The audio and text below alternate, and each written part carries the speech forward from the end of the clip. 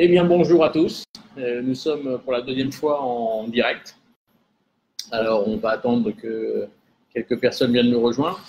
Vous remarquerez que cette fois-ci, on est dans un restaurant que vous connaissez très certainement, parce que j'en parle de temps en temps. Il s'agit de poulet. Vous voyez derrière, là, de ce côté-là, leur LS. Ici, on a le menu bord. Et ici, on a la cuisine. Et poulet fait du poulet.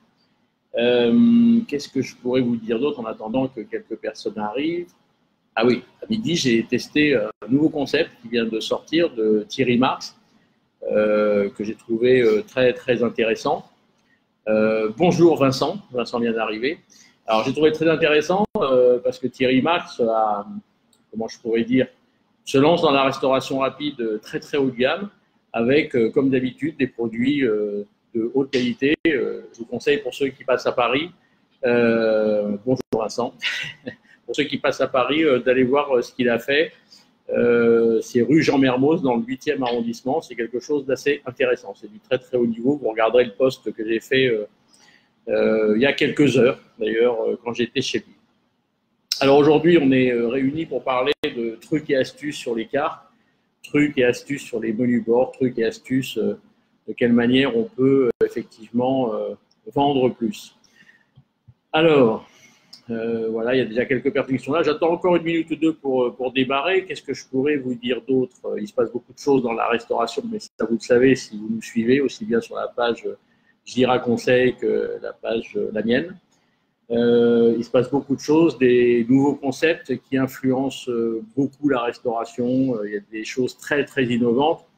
Et je dirais que ceux qui réussissent le plus en ce moment, c'est ceux qui osent, ceux qui innovent et ceux qui tentent des choses qui seraient peut-être pas jusqu'à présent, qu'on n'aurait peut-être pas tenté jusqu'à présent. Alors, qu'est-ce qu'on pourrait dire comme trucs et astuces? Alors, en vrac, hein, mais n'hésitez pas à intervenir aujourd'hui et à poser vos questions, pardon.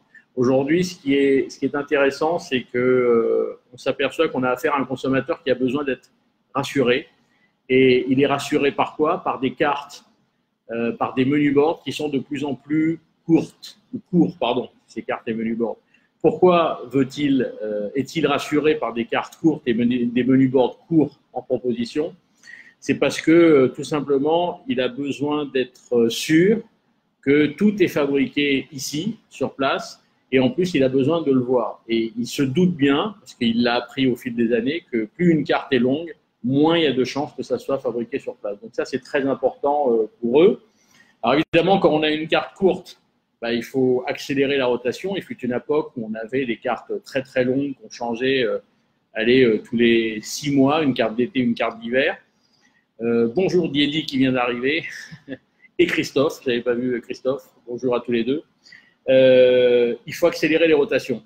Alors aujourd'hui, entre la rotation qui consistait à avoir une carte d'hiver, une carte d'été, comme je disais, aujourd'hui, on est plus dans une rotation journalière, voire hebdomadaire. Alors, je ne dis pas qu'il faut changer toute la carte tous les jours ou toutes les semaines, mais on peut y aller tout doucement par tiers, par quart de la carte. Voilà.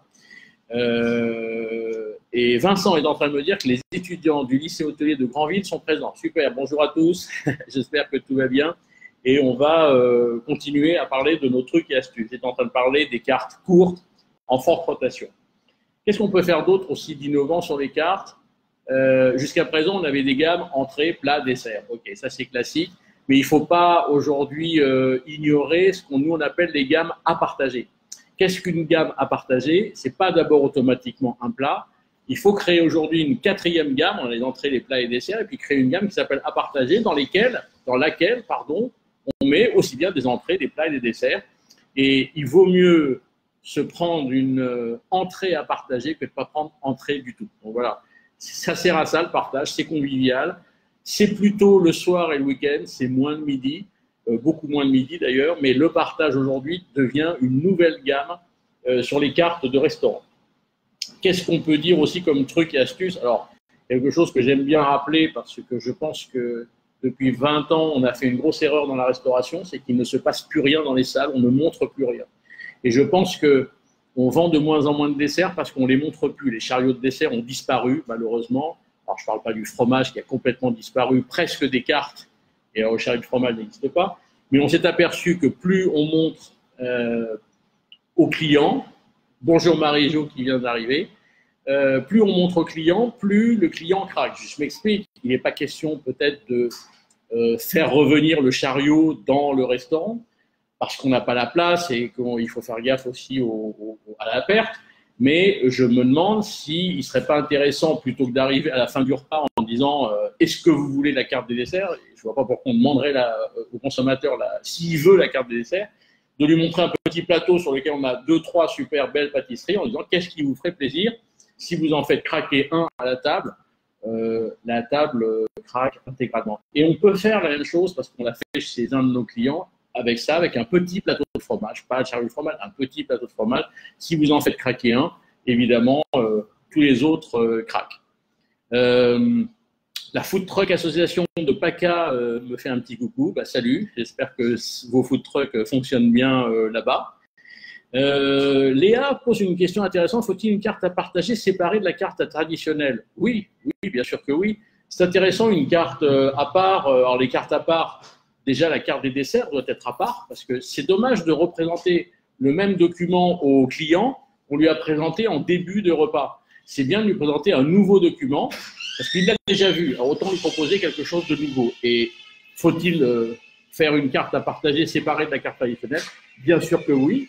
Ça peut attirer l'attention des clients et ça peut inciter à la vente. Donc, j'en étais juste avant à montrer pour vendre et je trouve que le service a presque beaucoup disparu des salles de restaurant et c'est dommage, il faut le réintroduire. Et je pense que il y a certains maîtres d'hôtel en France qui sont en train de réintroduire la découpe, la crêpe Suzette, enfin bref, faisons de plus en plus de choses devant le client, près du client, près de la table. Le service doit vraiment revenir dans les salles et il faut qu'on cesse, pour certains, d'être des simples preneurs de commandes et des simples porteurs d'assiettes. Je pense que le consommateur a besoin aussi de spectacle. Qu'est-ce qu'il y a aussi comme truc et astuce? Ah ouais, alors il y a un truc qui a été inventé par Joël Robuchon il y a très exactement 25 ans. Je suis remonté un peu dans le temps et je me suis dit c'est complètement fou qu'il ait inventé ça, il était visionnaire.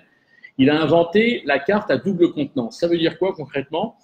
Ça veut dire qu'il avait une liste de plats et puis il avait 2 colonnes à côté, petite faim et grande faim.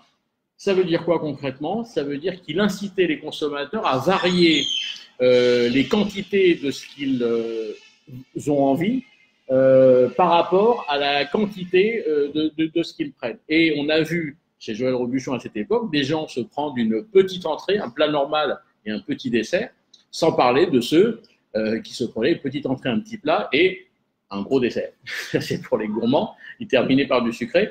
Mais cette double contenance, qui existe d'ailleurs en Espagne, au Portugal, dans les pays d'Europe du Sud, il n'y a rien de nouveau, existe très peu en France et c'est dommage parce que la double contenance, ça donne une liberté, encore une fois, au consommateur de, comment je pourrais dire, de varier les quantités de sa structure de repas entrée, plat, dessert.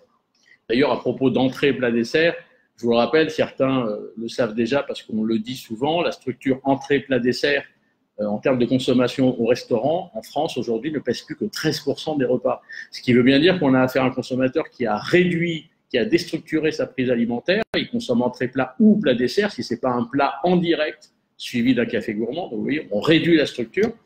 Et pourquoi fait-il ça? Pourquoi il déstructure? Pour 3 raisons essentielles. Trop long, problème de temps. Trop riche, problème d'équilibre. Et trop cher, problème de finance. Donc, c'est tout à fait logique aujourd'hui. Les grosses structures, alors j'étais hier à Blois avec des professionnels qui ont sur leur carte, ils m'ont dit qu'est-ce que vous en pensez, entrée, plat, fromage, dessert, boisson et le café, etc.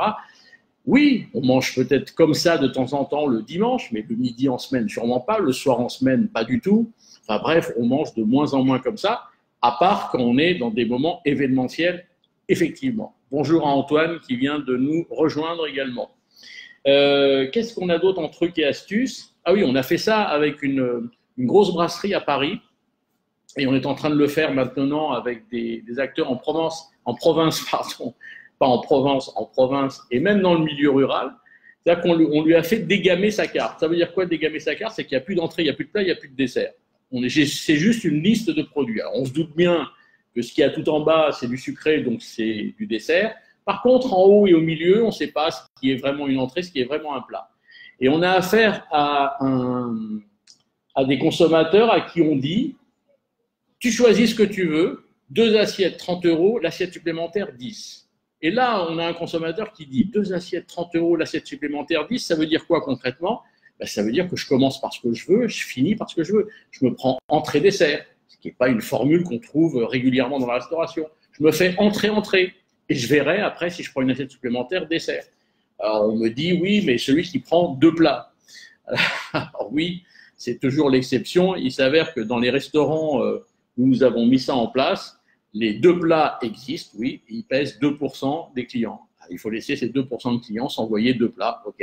On perdra un peu d'argent sur ces clients-là, mais c'est 2%. Il y a 98% des clients qui sont satisfaits de pouvoir structurer leur repas comme ils veulent. Bonjour à Romain qui nous a rejoint. Merci Jérémy, c'est très intéressant, merci beaucoup. Bah, d'accord, c'est sympa, je vais essayer de continuer. En termes de formule, il y a une formule qui marche très très fort en ce moment. Je vous disais qu'il faut réduire les formules, entrée plat ou plat dessert, sachant que les Français sont 3 fois plus sucrés que la moyenne européenne. On veut terminer par du sucré. Il y a une formule qui marche très fort en ce moment, c'est plat café gourmand. Pourquoi plat café gourmand fonctionne? Bah, tout simplement parce qu'encore une fois, on est déstructuré, mais surtout, on est compacté avec un plat, un dessert et un café. Le café gourmand étant la contraction des deux, eh bien, le consommateur est content parce qu'il a 3 items, si je peux appeler ça comme ça, dans un minimum de temps parce qu'il est pressé et tout va bien. Et en plus, il termine par du sucré. Donc, plat café gourmand, il faut aujourd'hui de plus en plus les proposer. En parlant de café gourmand, il y a plein de restaurateurs qui me disent, moi, il est hors de question, je ne veux pas proposer de café gourmand parce que j'en veux pas, etc. Ok, pas de café gourmand, mais il faut savoir qu'il y a 2 repas sur 3 aujourd'hui qui se terminent par un café gourmand. 2 repas sur 3 qui se terminent par un café gourmand, c'est énorme. Les gens veulent terminer par du sucré. Et chez certains de nos clients, on leur a fait faire une carte des cafés gourmands. Bonjour Frédéric, qui vient également de nous rejoindre. Une carte des cafés gourmands. Ça veut dire quoi une carte des cafés gourmands? On a fait un café gourmand italien, un café gourmand américain, un café gourmand asiatique et un café gourmand français. Donc on imagine ce qu'il y a dans le café gourmand américain et dans l'italien, il y a panna cotta, tiramisu, voilà. On a du cheesecake dans l'américain, etc. À partir du moment où on thématise un produit que les gens adorent, qui est le café gourmand, les gens adorent. Et cette carte des cafés gourmands a fait monter le nombre de cafés gourmands vendus à 60% des desserts, ce qui est énorme. Alors c'est vrai qu'on vend moins de desserts, on vend beaucoup plus de cafés gourmands au pluriel. La carte des cafés gourmands, ouais, il faut y penser, ça marche plutôt fort. Qu'est-ce qu'on a d'autre? Alors le vin. J'entends beaucoup parler, les restaurateurs qui me disent je vends de moins en moins de vin. D'ailleurs, à propos du café gourmand, ça me fait penser qu'il y a un restaurateur, il n'y a pas très longtemps, qui me dit ouais, je vous ai entendu dire qu'il faut mettre un café gourmand sur la carte. Eh ben, j'en ai mis un et il ne se vend pas. Je lui dis ah bon? Mais il est où votre café gourmand? Il m'a montré le café gourmand, il l'a mis dans la liste des cafés et des thés. Je lui dis non, le café gourmand n'est pas une boisson chaude en fin de repas, le café gourmand est un dessert, donc il faut le mettre dans les desserts. Et il l'a mis là, mais au moment où il l'a mis, je lui ai dit on va tenter une expérience pour voir si effectivement montrer pour vendre fonctionne. Je lui ai dit fais voir ton café gourmand, il était très beau. Et je lui ai dit on va faire sortir de la cuisine 3 cafés gourmands comme ça, à blanc, et on fait le tour de la salle et puis on retourne en cuisine. Et le fait juste de faire ça, il était 13h, 13h30, juste de faire ça, boum, ça a déclenché 5 ou 6 commandes de gens qui ont dit c'est quoi ça? Ah, c'est notre café gourmand, ben, je veux la même chose. Ça veut bien dire que 1, il faut le montrer, 2, il faut le mettre en avant, et 3, ça se met dans les desserts. On peut également, alors le vin, j'étais en train de parler du vin, voilà, je cherchais le fil. Le vin, on me dit, ça se vend de moins en moins. Oui, c'est vrai que les bouteilles se vendent de moins en moins, les demi se vendent encore un peu, mais bof, etc. C'est le verre aujourd'hui qui se vend. Le verre de vin, pour le vendre, il ne faut pas le mettre dans la carte des vins. C'est comme un peu comme le café gourmand. Il faut mettre ça carrément sur la carte et associer un verre à une référence. un verre a une référence, c'est-à-dire que j'ai une entrée, je suggère tel vin et je le tarife parce que ce n'est pas obligatoire, c'est une suggestion du restaurateur de manger ce plat, enfin cette entrée ou ce dessert avec ce verre de vin. On fait comme ça 3-4 fois, on ne fait pas sur toutes les lignes, parce que ce n'est pas événementiel, il faut le faire comme ça. Et on s'aperçoit qu'à chaque fois qu'on fait ça, le plat s'envole. Parce que on joue vraiment le rôle du restaurateur de conseiller tel vin, tel verre de vin avec tel plat. Et ce qui est intéressant, c'est qu'on a instauré, comment je pourrais dire, le vin au verre comme ça, et on s'aperçoit qu'il faut faire une équation en plus qui consiste à réduire la quantité, c'est-à-dire qu'on est passé de ce fameux verre de 15 centilitres qui a de moins en moins de sens, on est descendu à 14, on est descendu à 12, et il y a un concept à Paris qu'on a monté avec du verre à 7 centilitres. Alors 7, vous allez me dire, c'est pas beaucoup, mais 7, ça incite le client à en consommer, et on s'aperçoit que ceux qui prennent du 7 en prennent 2, ce qui veut dire qu'ils s'envoient 14 centilitres avec 2 vins différents, alors qu'avant, ils ne prenaient pas un 14 ou ils ne prenaient pas un 15. Alors, Frédéric nous dit, ou des bouteilles de vin de 50 centilitres. Oui, j'espère que vous les vendez, Frédéric, parce que malheureusement, c'est ce que je disais un peu avant, les bouteilles se vendent malheureusement de moins en moins. On a même tenté de dire aux clients, si vous ne l'avez pas fini, vous l'emmenez. Ça, même, ça ne marche pas. Alors, je suppose qu'ils ne veulent pas se trimballer avec un sac dans la rue avec leur bouteille de vin ou montrer qu'ils sont bons avec leur bouteille de vin. Bon, bref. Qu'est-ce qu'il y a comme truc et astuce? Ah oui, l'ardoise.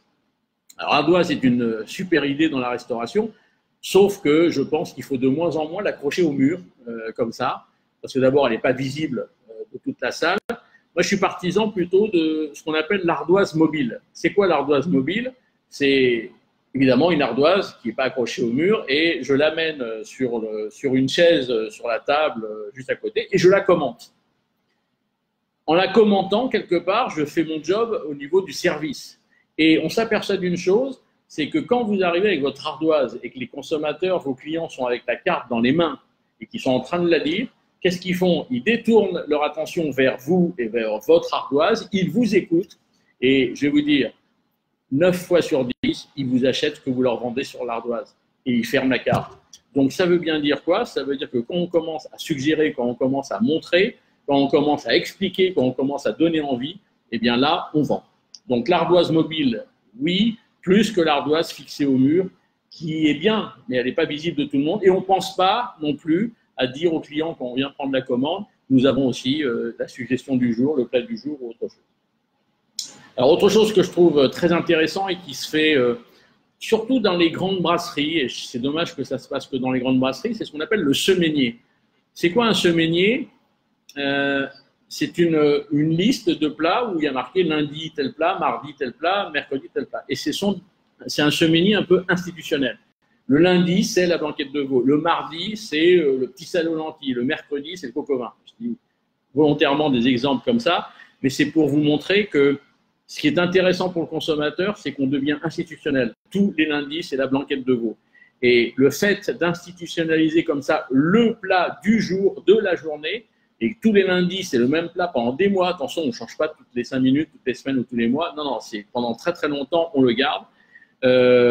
C'est très intéressant aujourd'hui pour le consommateur. Alors, Gilles nous dit quelque chose qui est très intéressant. Pour vendre du vin, il faut arrêter de le multiplier par 6. Entièrement d'accord avec vous, Gilles. Moi, je suis partisan de la technique qui consiste à, comment je pourrais dire, des marges importantes sur les petits vins et des marges très petites sur les grands vins. Ça a quoi comme conséquence? C'est qu'en faisant cela, vous réduisez votre ouverture de prix sur votre gamme de vins et en réduisant cela, ça incite le consommateur à passer un peu de l'autre côté de la barrière, si je peux m'exprimer ainsi, en se faisant un vin de qualité. Donc, petite marge sur les grands vins, grande marge sur les petits vins, je le répète. Com vient de nous rejoindre. Bonjour Com. Alors, qu'est-ce qu'on pourrait dire d'autre? La carte enfant. Alors, il y a des restaurateurs qui me disent, moi, je ne veux pas d'enfant dans mon resto. Ok, ça c'est un choix que vous avez. Mais cela dit, si on veut plaire aux parents, il faut s'occuper aussi de leurs enfants. Alors, il faut sortir du menu avec le steak haché, la glace vanille, les nuggets, etc. Moi, je pense qu'aujourd'hui, les enfants, il n'est pas question de les éduquer, parce que ça, ce n'est pas votre rôle, c'est le rôle des parents. Mais il est question peut-être de leur donner le choix comme on donne à leurs parents. Et pourquoi on n'aurait pas une petite carte pour les enfants qui consisterait à aller avoir 2 entrées, 2 plats, 2 desserts, mais des trucs un peu innovants, des trucs un peu rigolos, des trucs, on essaye un peu de passer un peu de légumes verts. Alors je sais bien que c'est pas facile, mais tant qu'on les cuira dans de l'eau, ça marchera pas, donc il faut les cuire autrement. Bonjour Zahir qui vient également de nous rejoindre. Oui, donc il faut vraiment aujourd'hui s'occuper des enfants. Et plus vous vous occuperez des enfants sur la carte de votre restaurant, plus vous fidéliserez les parents. Voilà. Parce qu'aujourd'hui, il y a beaucoup de parents qui nous disent « Oui, je ne vais pas avec les enfants dans ce resto parce qu'ils n'ont pas grand-chose à nous proposer. Ils proposent toujours la même chose, des nuggets, des glaces vanille, des machins, du coca, voilà, et on voudrait bien autre chose. » Et je pense qu'aujourd'hui, les enfants, si on leur suggère bien, si on leur propose bien les choses, ça peut être sympa. Bonjour Christophe qui vient d'arriver. J'espère que tout va bien pour vous, Christophe. Vous voyez ce que je veux dire par rapport à notre échange de cette semaine. Ah ouais, alors un truc qu'on a mis en marche et qui fonctionne très très bien. Je ne sais pas si certains d'entre vous se rappellent, mais Leclerc, le distributeur Leclerc, il y a quelques années, a mis en place un système que j'ai trouvé génial. C'est le seul distributeur qui n'a pas de carte de fidélisation. Il n'a pas de carte de fidélisation. Il a mis en place ce qu'on appelle le ticket Leclerc. C'est quoi le ticket Leclerc? C'est quand vous passiez, ils ne le font plus, hein, c'est pour ça que je vous dis, quand vous passiez chez Leclerc, vous passiez votre caddie et on vous sort une note, une addition. À la fin, vous avez un caddie de 73 €, ok, et il vous dégage immédiatement en fin 10%, 7,30 €. Ça veut dire que votre ticket, votre addition vaut 7,30 €. C'est-à-dire que vous rentrez dans le magasin, vous en prenez pour 7,30 €, vous ne payez pas puisque votre ticket vaut 7,30 €. Et j'ai trouvé ça génial parce que je me suis dit, mais pourquoi on ne l'applique pas dans la restauration de restituer immédiatement et de récompenser immédiatement le consommateur qui est venu chez nous en lâchant ça. Et on a mis ça chez certains restaurateurs, de restituer comme ça de l'argent plutôt que de restituer autre chose. De différer d'ailleurs, il faut, vous savez, on collectionne les points, au bout de 10, on t'offre le 11e, enfin bref, les gens, ils en ont un peu marre de ce genre de système de fidélisation. Et en faisant ça dans quelques restos, on s'est fait repérer par McDonald's, des gens qu'on connaît bien, et il y en a un qui m'a appelé, il m'a dit « Ouais, c'est super ton idée, mais je pense que tu fais une erreur. » Bonjour Jérôme qui vient de nous rejoindre. Salut Jérôme. McDo me dit « Je pense que c'est une erreur que tu fais. Il ne faut pas redonner de l'argent au consommateur, il faut le récompenser en nature. » Ça veut dire quoi concrètement? Ça veut dire qu'au lieu de lui redonner de l'argent, on va lui offrir un café gourmand, on va lui offrir un café, on va lui offrir une entrée pour la prochaine fois, on va lui offrir un menu express pour la prochaine fois. Et ça on peut le faire varier selon le montant de son addition. Et j'avais pas compris pourquoi McDo me disait ça, mais ils ont raison, parce que quand vous offrez un café gourmand à 7 € à un consommateur pour la prochaine fois, il a compris que vous lui faites un cadeau de 7 €. En revanche, vous, ça ne vous coûte pas 7 €. Ça vous coûte 3 x 7, 21, grosso modo, allez, 2 €, 2,10 € de coût matière. Et il vaut mieux offrir de la matière qui vous coûte à vous que le coût matière, que offrir une valeur faciale d'euros qui coûte vraiment à vous une valeur faciale d'euros. Et je pense que McDo a raison. Et d'ailleurs, McDo, pendant quelques années, a fait ça sur ses bornes, d'offrir un Big Mac, d'offrir un burger, d'offrir un Coca. Il a arrêté parce qu'il est passé sur un autre système de fidélisation, mais il l'a fait. Qu'est-ce qu'on a d'autre? Ah oui, alors j'ai vu ça dans un restaurant, qui malheureusement a fermé ses portes. C'est pas parce que il a fait ce que je vous ai dit là, mais c'est un restaurant qui avait mis à la caisse, à la sortie, une roue, vous savez, un peu comme l'ex-jeu, la roue de la fortune, là où on fait tourner, etc. Et il a mis une roue, c'est-à-dire que au moment où on paye son addition, on fait tourner la roue, et il n'y a pas de perdant d'ailleurs. Là où ça s'arrête, c'est un café pour la prochaine fois, un menu pour la prochaine fois, un je sais pas quoi pour la première fois. Bref, tout client qui sort, on lui offre quelque chose pour la prochaine fois, de manière ludique, parce qu'il faut que je tourne la roue. Alors, qu'est-ce qu'on a d'autre comme truc et astuces? Ah ouais, alors ça, on l'a fait dans beaucoup de restaurants, mais alors ça ne marche pas dans la restauration avec service à table, ça marche, comment je pourrais dire, dans la restauration rapide. Vous avez des menus, et ce menu-là, vous pouvez l'appeler d'une appellation différente et vous offrez dans le menu le goûter. Et il y a beaucoup de gens aujourd'hui qui prennent quelque chose de sucré dans la restauration rapide qu'ils ne vont pas manger tout de suite, qu'ils vont manger plus tard dans l'après-midi. Je parle de ce qu'on appelle les gâteaux de voyage, ça peut être un muffin, un cookie, ça peut être… c'est quelque chose qui se transporte facilement et qui n'est pas périssable immédiatement. Et lorsqu'on a mis en place des formules comme ça, où on offre le goûter quand les gens prennent la formule, c'est le carton assuré. D'abord, ça les séduit, ils trouvent ça vachement intéressant, et surtout, ça incite à prendre cette formule où on offre le goûter. Voilà, alors sinon… on a mis au point un truc assez sympathique et je terminerai là-dessus. On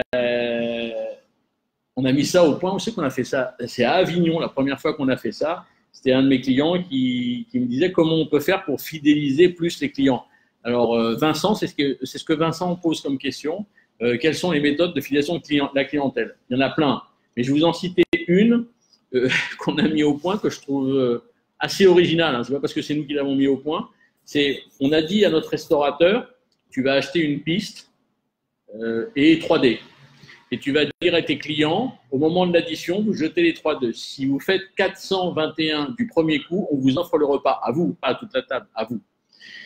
Alors, avant de lancer cette idée-là, on a demandé à des statisticiens, à des mathématiciens, combien de chances on avait de faire 421 du premier coup. Je crois que c'est une chance sur 1800 et quelques, donc on a tenté. Ce restaurateur a augmenté son taux de fidélisation et sa fréquentation à vitesse grand V, parce que les gens, il y avait du bouche à oreille dans Avignon, les gens disaient « va là-bas, tu as une chance de ne pas payer ton addition si tu fais 421 du premier coup ». Alors les gens s'entraînaient, etc.